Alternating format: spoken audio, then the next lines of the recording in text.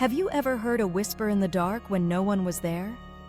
A tap on the wall, a rustle in the air, as though the house itself were breathing with secrets? In the misty hills of Tennessee, more than 2 centuries ago, whispers turned into screams, shadows took on voices, and a family found themselves face to face with one of the most chilling legends in American folklore, the Bell Witch. The Bell family lived peacefully on their farm in Robertson County in the early 1800s. John Bell, the father, was a respected man, known for his kindness and hard work.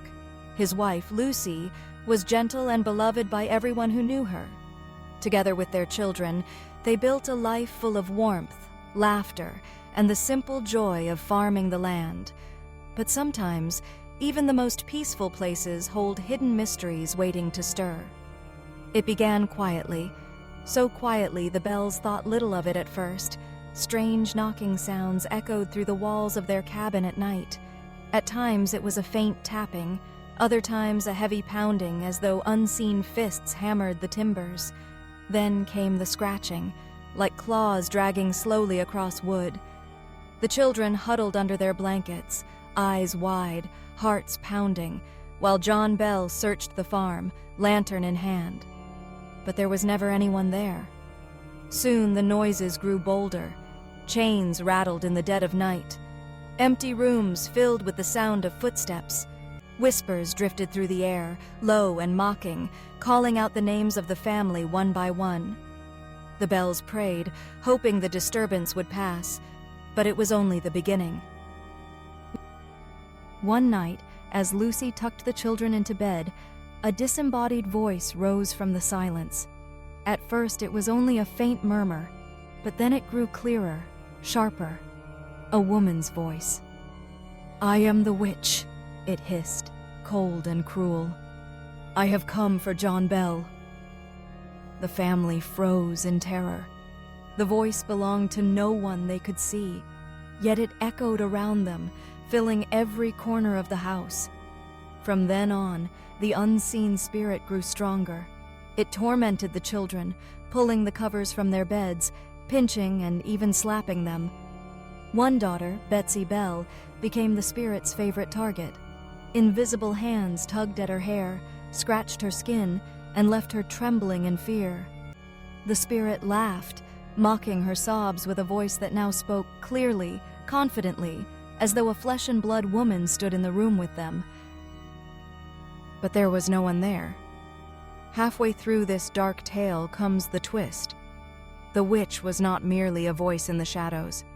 She began to predict the future, telling of events before they happened. She revealed secrets only neighbors knew, secrets no outsider could ever guess. She sang hymns with perfect pitch, quoted scripture, and spoke in voices that mimicked anyone she pleased. Some nights, she prayed with the family in a soft, soothing tone. Other nights, she shrieked curses until the walls trembled. It was as though they were haunted by not one spirit, but many. Word of the Bell Witch spread quickly.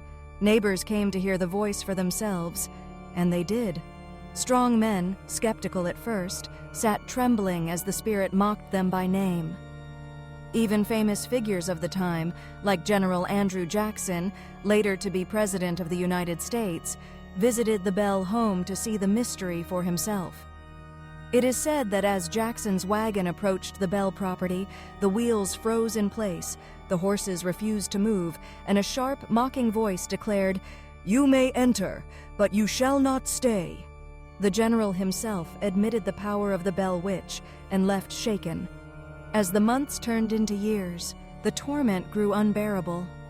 John Bell, once a strong man, grew weaker with every passing day. The spirit's voice often declared her hatred for him.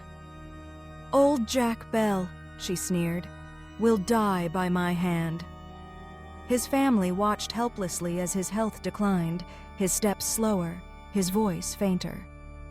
On December 20th, 1820, John Bell was found lifeless. Near him, a mysterious vial of black liquid was discovered. The witch's voice rang out with triumphant laughter, declaring she had given it to him herself. The family buried John Bell with heavy hearts. their grief echoed by the laughter of the invisible tormentor. For a time, the witch's presence seemed to fade, only to return in whispers now and then, like an echo carried on the wind. Some say she promised to return after 7 years, and she did briefly, before vanishing into legend. Even today, locals whisper of the Bell Witch. Some claim to hear knocks in the quiet of the night, or a woman's mocking voice carried across the Tennessee hills. The old Bell Farm, now marked with history, is said to still hold her restless spirit. Travelers speak of shadows moving where no one stands, of whispers calling their names when the air is still. The story of the Bell Witch has lived on for over 200 years because it is more than a ghost story. It is a tale of fear, family, and the mystery of the unknown. It reminds us that courage is not the absence of fear, it is living in spite of it, standing together even when shadows press in from every side.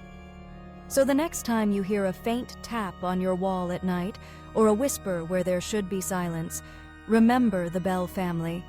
Remember the witch who haunted them. And ask yourself, was she a restless spirit, a cruel trick of the mind, or something darker that lingers between this world and the next? The lesson of the Bell Witch tale is this: even when fear surrounds us, it is unity, love, and faith that keep us strong against what we cannot understand. Like, comment, and subscribe for more magical folktales. And don't forget to press the bell icon. And here's a question for you. Do you believe the Bell Witch was a real spirit, or just a legend that grew larger with each retelling?